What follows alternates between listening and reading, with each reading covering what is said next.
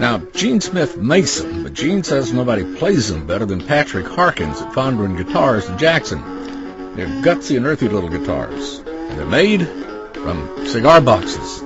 Really. Only the ones Gene makes really play, not like the toy stuff we used to make from cigar boxes when we were kids and were fortunate enough to have a grandfather who smoked cigars.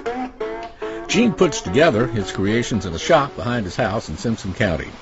It was just by chance he discovered cigar box guitars. I was in Memphis and seen some fellows on the street playing guitars, and I went up there to see what they were playing, and it was cigar boxes. They're perfect for playing Delta blues. That's what Patrick likes about the sound of them. I love the blues, and I love learning about the history of the blues and old instruments. I've always liked old guitars, and I would hear stories about these cigar box guitars. And so one day, Gene came in to the shop, and he had one, and I was just blown away. Because I knew exactly what it was. Cigar box instruments do have a long history, back through the between the war years and before, even as far back as Civil War soldiers playing cigar box violins. It's an instrument invented at hard times when you had to make do with what you had to come up with what you wanted.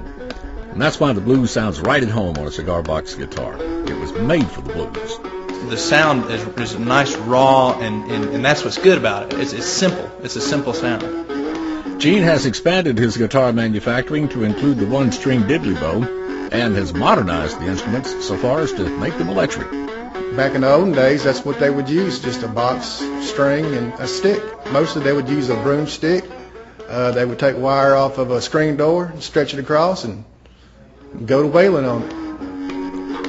But as with lots of things that were born in hard times, now we like them because they're quaint. We don't have to have them, homemade things. We just want to.